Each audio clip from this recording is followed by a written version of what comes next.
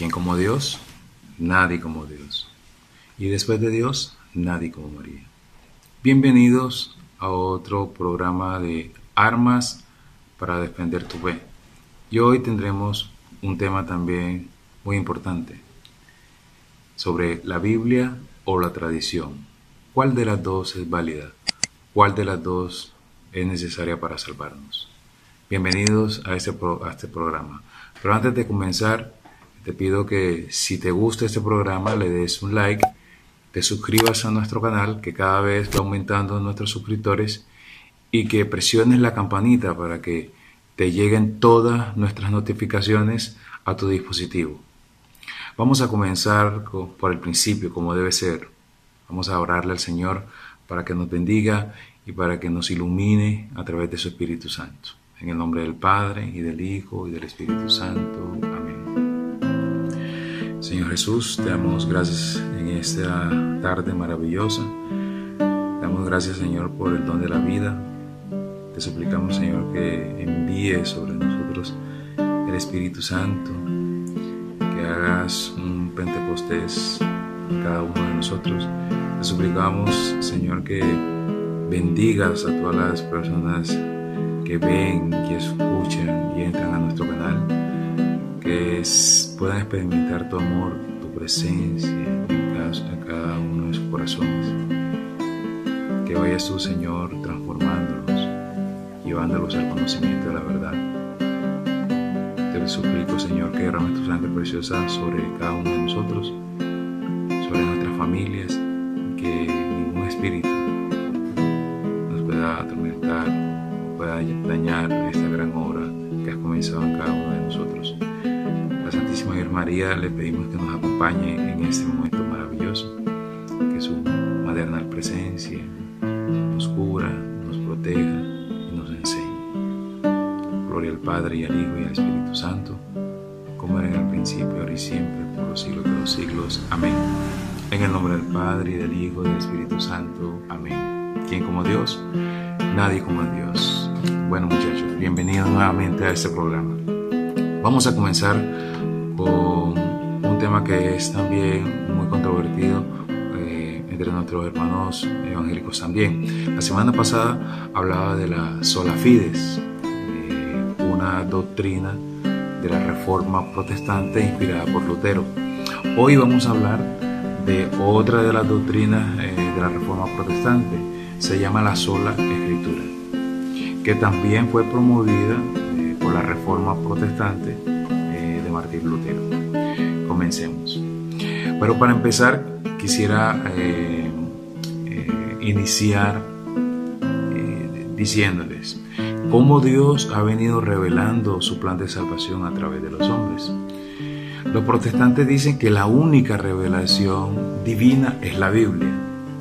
Eso lo enseña la Reforma Protestante. Pero ¿cómo ha transmitido Dios? ¿Cómo se ha revelado al hombre? Es importante saberlo. La Iglesia Católica nos enseña que Dios se ha revelado de dos formas a través del hombre.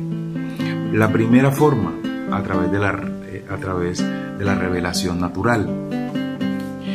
¿Qué es la revelación natural? Lo dice San Pablo en su carta a los Romanos, capítulo 1, si mal no estoy, capítulo 1, versículo 19. Mira lo que dice: todo aquello que podemos conocer de Dios, Él mismo se lo manifestó. Pues si bien a Él no lo podemos ver, lo contemplamos por lo menos a través de sus obras, puesto que Él hizo el mundo, y por sus obras entendemos que Él es eterno y poderoso, y que Él es Dios. Palabra de Dios, te alabamos, Señor. ¿Qué quiere decir San Pablo con eso?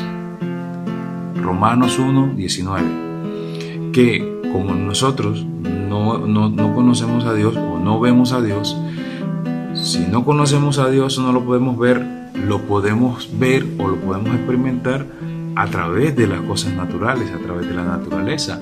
Así pues, que nadie puede decir que no conoce a Dios. Viendo un árbol, viendo los animales del cielo, viendo las criaturas de la tierra, viendo las criaturas del mar, viendo toda la creación, nos podemos dar cuenta de que Dios existe y que de alguna manera Dios, a través de todas esas cosas naturales del mundo y de todo lo que ha dispuesto para que nosotros estemos bien, para que nosotros podamos vivir, para que nosotros podamos de alguna manera desarrollarnos como seres humanos, todo esto que nosotros contemplamos y que nosotros administramos, todo eso nos da cuenta de que Dios existe, aunque no lo podamos ver. Eso es lo que quiere decir el apóstol San Pablo en su carta a los Romanos. Pero Dios también se ha revelado no solamente de manera natural, sino también de manera sobrenatural. Y eso es lo que conocemos como la revelación sobrenatural.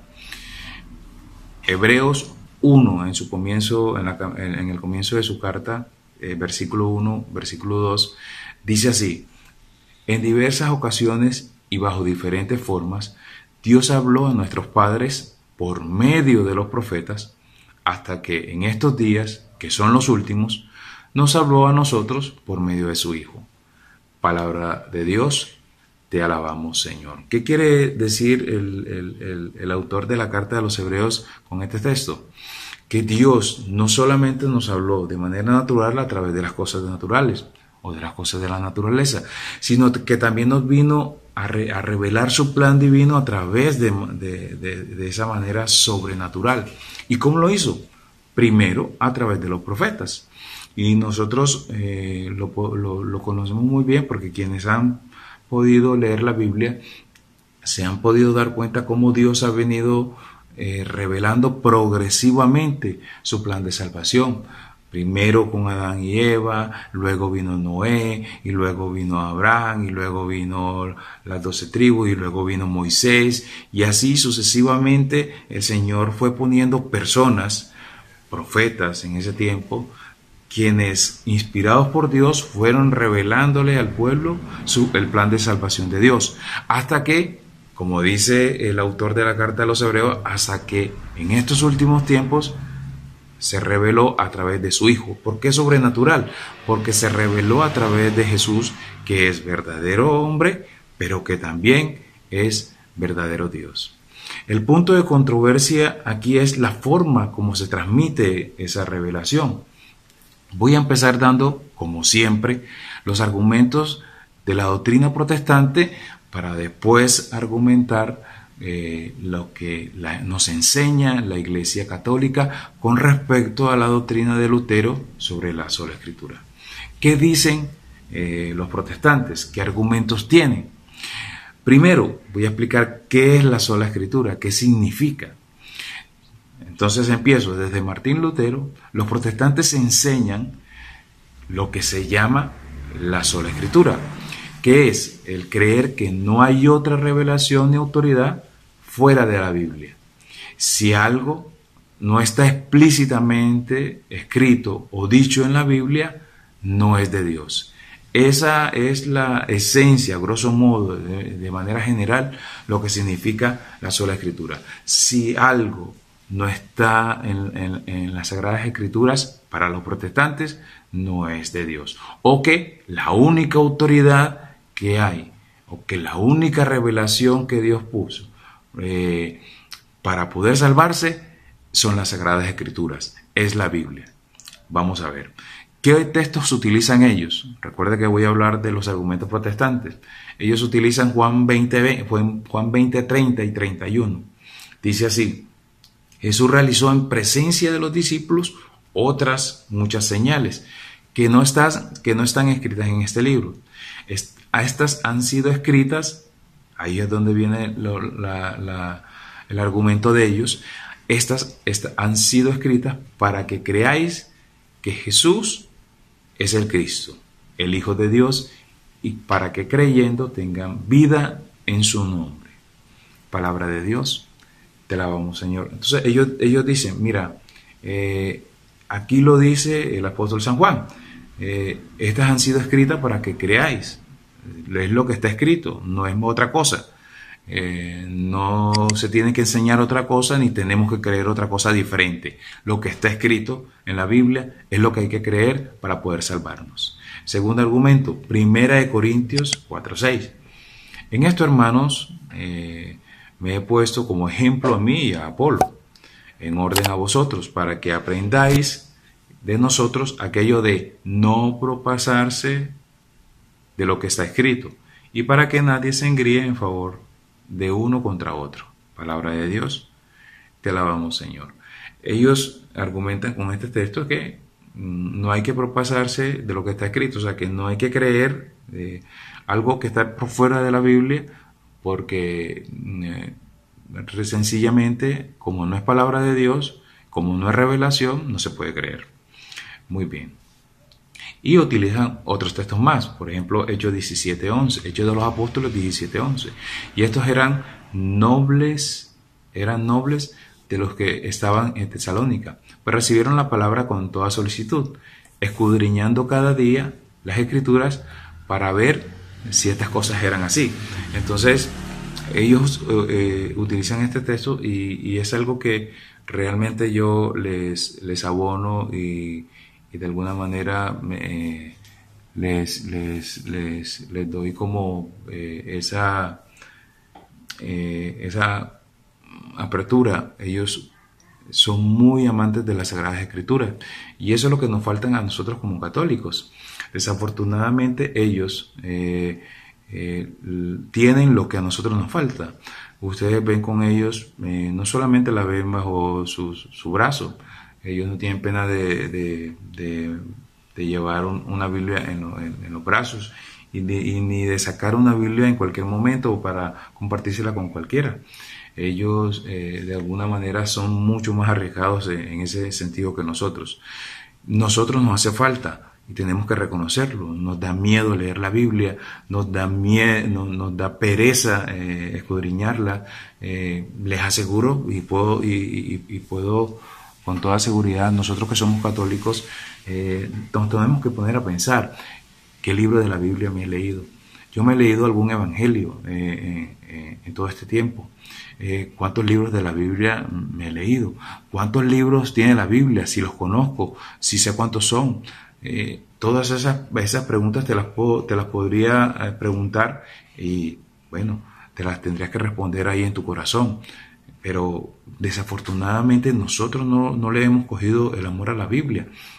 Y jocosamente puedo decir que la diferencia que hay entre la Biblia, la forma como ellos toman las Sagradas Escrituras y las tomamos nosotros los católicos. Ellos fervientemente la leen, la escudriñan, como dice aquí en los Hechos de los Apóstoles, pero nosotros ¿qué hacemos?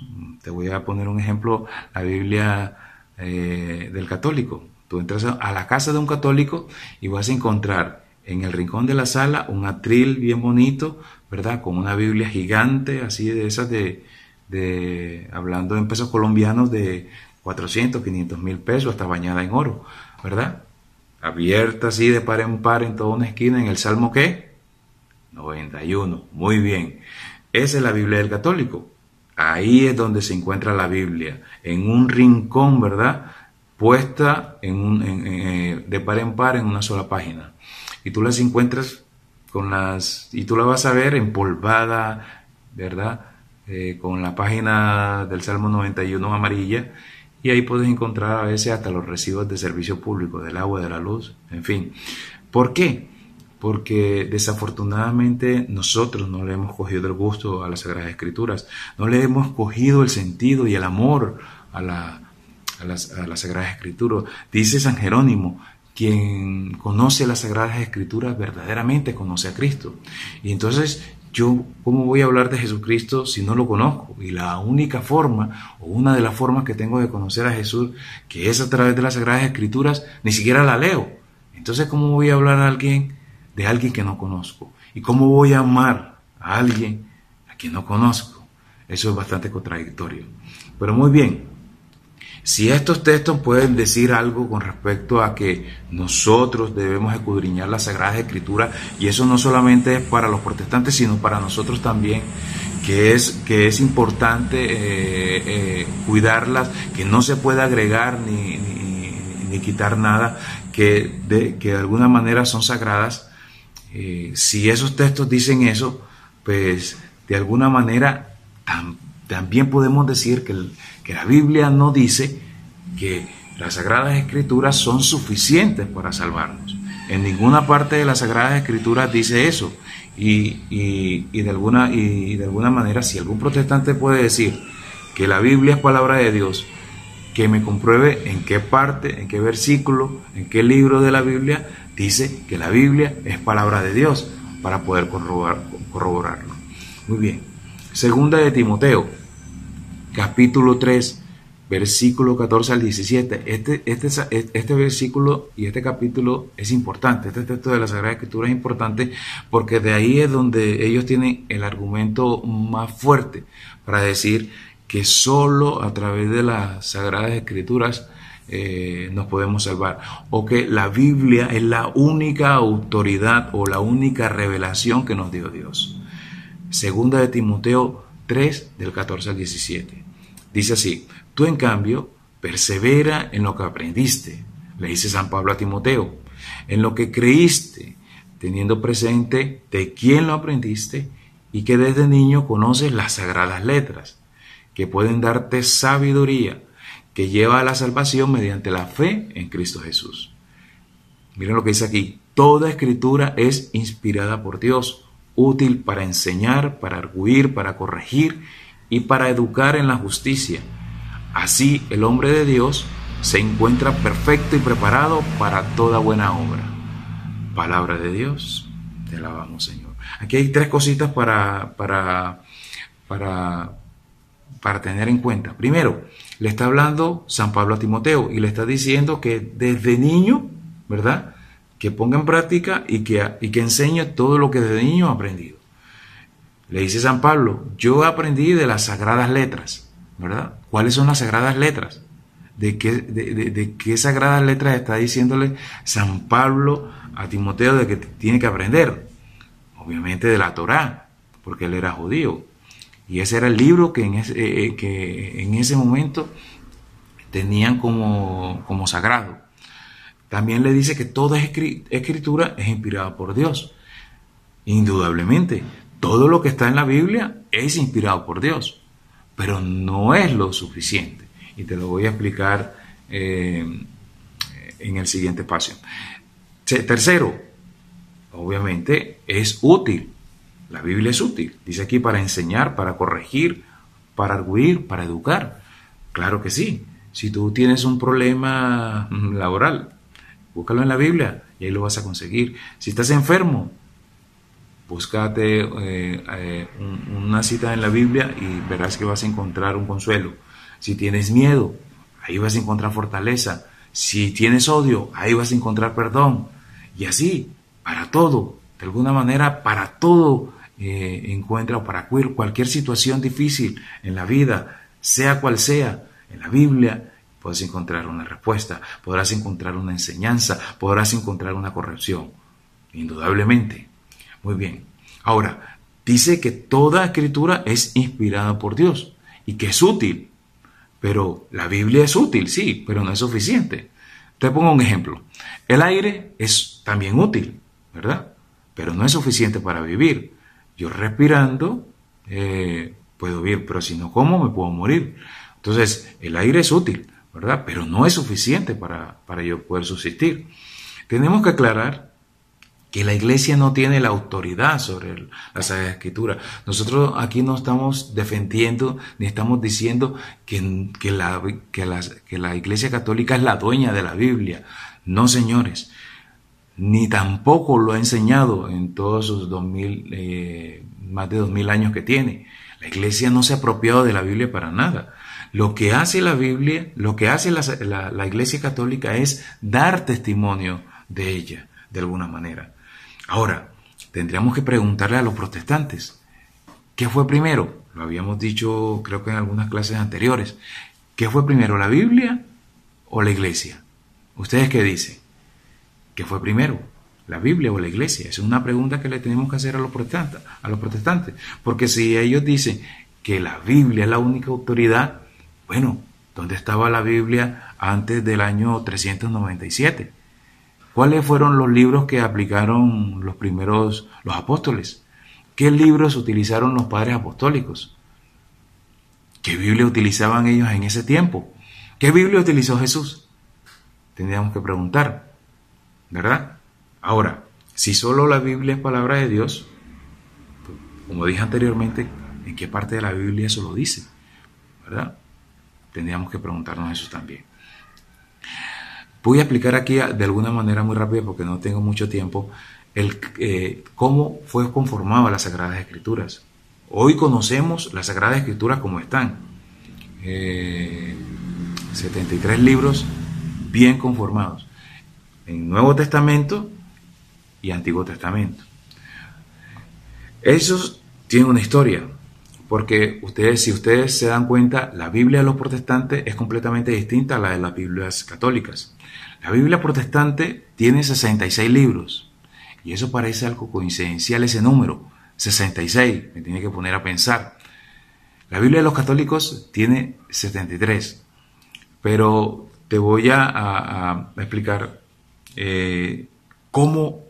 por qué hay esa diferencia en esas dos Sagradas Escrituras. Resulta la palabra canon es una palabra que utiliza la Iglesia Católica para hacer un compendio, para hacer la reunión de esos libros sagrados. La composición del Antiguo Testamento fue un proceso gradual que fue de muchos años. Recuerden ustedes que la primera recopilación que se hizo de la Sagrada Escritura se llama la Torá. ¿Qué es la Torá? Son los 5 primeros libros de la Biblia. Si tú abres la Biblia y vas al primer libro, te vas a encontrar con Génesis, ¿verdad? Y luego viene Deuteronomio, viene Números, viene Levítico. Esos 5 primeros libros fue la primera recopilación que se hizo, y se llama la Torá. Se llama porque todavía existe y todavía la utilizan inclusive los judíos más ortodoxos. El primer intento de recopilación que se hizo fue en una ciudad que se llama Alejandría, en el siglo III antes de Cristo, o sea, 300 años antes de que Jesucristo viniera aquí a la tierra. ¿Cuáles fueron los criterios que se utilizaron para recopilar esos primeros libros? Estoy hablando del Antiguo Testamento, no estoy hablando del Nuevo. Esa recopilación del Antiguo Testamento que se hizo en Alejandría 3 siglos antes de la venida de Cristo tenía 3 criterios. Primer criterio, lo hicieron un grupo de ancianos que se llamaron los 70. Por eso esa traducción se llama la traducción de los 70. Tradujeron, entre otras cosas, los libros del hebreo al griego y conformaron 46 libros. Ese primer canon se llamó Canon de Alejandría. Recopiló 46 libros. Si tú te das cuenta, los libros de las Biblias de los católicos tienen 46 libros en el Antiguo Testamento. Los libros, la Biblia de los protestantes tienen 7 libros menos, tienen 39. ¿Por qué? Algunos dicen, es que a ustedes les sobra, ¿verdad? Nosotros lo decimos, a nosotros no nos sobra, porque desde el año 300 antes de Cristo ya se había recopilado este compendio que se llamó Canon de Alejandría, y de alguna manera ya estaban estipulados esos libros. Los 46 que hoy conocemos que están en el Antiguo Testamento de las Biblias católicas. Esos 7 libros que los protestantes dicen que nosotros tenemos de más, es lo que les llamamos nosotros los libros deuterocanónicos. En la traducción de los 70, como les había dicho anteriormente, estos libros contienen, por ejemplo, el libro de Sabidurías, Segunda de Macabeos, tienen Esther, tienen un poco de Daniel, tienen Sirac, tienen Tobit, Judith, Baruch y la primera de Macabeos también. Todos estos son los 7 libros. Estos libros fueron, de alguna manera, ya lo voy a explicar, son los 7 libros que componen los 46 libros del Antiguo Testamento de la Biblia católica, y que no tienen la Biblia protestante. ¿Por qué no lo tienen? Ya lo voy a explicar. Hay algo que se llamó el canon judío, que fue otra recopilación de los textos sagrados que se hizo en Palestina. Se estableció en Jania, ojo, en el año 90 después de Cristo. La recopilación del canon de Alejandría se hizo 300 años antes de Cristo. Y este compendio, esta reunión de libros, este canon de libros que se llamó Canon de los Judíos, se hizo en el año 90 años después de la venida de Cristo, del nacimiento de Cristo. Y tenía ciertos criterios. Primer criterio, que estos escritos fueran antes del año 300 antes de Cristo, que estuvieran todos escritos en hebreo y que tuvieran un mensaje inspirado al pueblo judío. Mira esto. Primero, ellos dijeron, queremos que este compendio solamente tenga los libros escritos en hebreo. Si te das cuenta, los libros deuterocanónicos fueron escritos todos en griego. Entonces, cuando ellos se dieron cuenta de que esos 7 libros fueron escritos en griego y no en hebreo, los sacaron.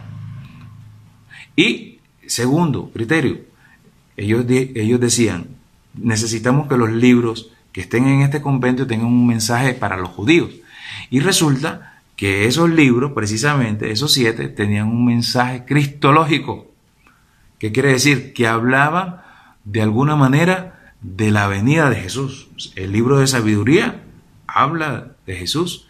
El libro también de Judith, el libro de Tobit habla cristológicamente también. Entonces a ellos les pareció muy cristiano esos 7 libros, además de que eran escritos en griego, y por eso los sacaron. Entonces se quedaron con ¿cuántos? Con 39, que son los que actualmente tienen los protestantes. La composición de la Biblia está así. Entonces, los católicos tienen 46 libros en el Antiguo Testamento y 27 en el Nuevo. Y los protestantes tienen 39 libros en el Antiguo Testamento y quedaron con los mismos 39 en el Antiguo Testamento y 27 en el Nuevo. Entonces, con esto queremos decir que esos 7 libros que ellos no tienen son los libros que nosotros tenemos y son los libros deuterocanónicos. Ahora, ellos dicen que esos libros son apócrifos. ¿Qué significa la palabra apócrifo? Muy bien, apócrifo quiere decir oculto. Los escritos de temas bíblicos aparecidos en los primeros siglos de la era cristiana, pero que no se consideran inspirados por Dios. Los libros apócrifos son aquellos que se consideran no inspirados por Dios o que de alguna manera fueron probados de que no fueron escritos por las personas o por los apóstoles. Está el Evangelio de Pedro, está el Evangelio de Santiago, está el Evangelio de María Magdalena, que también ha causado mucho revuelo, y que en su momento la misma iglesia consideró de que no debían pertenecer al canon porque no fueron escritos ni por María Magdalena, ni por Santiago, ni por Pedro en su momento. ¿Quién como Dios? Nadie como Dios. Ahora, aquí estuve hablando solamente del Antiguo Testamento. Ahora vamos a hablar del Nuevo. ¿Quién constituyó o quién reunió los 27 libros del Nuevo Testamento? ¿Y en qué momento? Ahí es donde entra la Iglesia Católica. En el Concilio de Hipona, en el 393, se hizo la primera recopilación del canon del Nuevo Testamento. Obviamente se hicieron más. Luego se hizo en el tercer concilio de Cartago en el 397 y luego se hizo otro concilio en Cartago en el 419. ¿Por qué se hicieron varios concilios buscando y meditando y reflexionando sobre cuáles eran esos libros que debían pertenecer y que debían estar en las Sagradas Escrituras, en la Biblia? Pues porque fueron apareciendo cada vez muchos más libros de supuestos apóstoles que habían sido supuestamente escritos por ellos. Entonces la iglesia se reunía y los leía y decía, estos no son inspirados por Dios, no fueron escritos por los apóstoles. Entonces, desde el año 393 se definió, ojo, que esos eran los libros, los que en estos momentos tú puedes ver en tu Biblia católica. Hasta que finalmente, en el Concilio de Trento, el 8 de abril de 1546, se definieron los 73 libros que hoy tiene la Biblia. O sea, que estamos hablando que desde el año 93 hasta hoy, la Biblia no ha sido, no se le ha quitado ni se le ha adicionado un libro más. Un libro más. Te estoy hablando de la Biblia católica. Muy bien. Los protestantes, obviamente, aceptan los 27 libros del Nuevo Testamento, pero no aceptan los 46 del Antiguo Testamento. Eso no tiene, es muy paradójico, ¿verdad? Porque Lutero debió aferrarse o tratar de desbaratar lo que había hecho la iglesia, que fue reunir los libros del Nuevo Testamento. Los del Antiguo Testamento ya estaban compilados. Pero ¿qué hizo Lutero? Lutero lo que hizo fue acogerse al canon bíblico, o sea, al canon judío, que tenía los 33 libros del Antiguo Testamento, y al reunirse, al adherirse al canon judío, obviamente se quedó sin esos 7 libros maravillosos que son los libros deuterocanónicos y que están dentro de nuestra Biblia católica. ¿Quién como Dios? Nadie como Dios. La primera traducción, y esto es algo de historia, la primera traducción que se hizo del latín al español de las Sagradas Escrituras la hizo un rey. Se llamó el rey Alfonso X, que le decían el Sabio, a mediados del siglo XIII.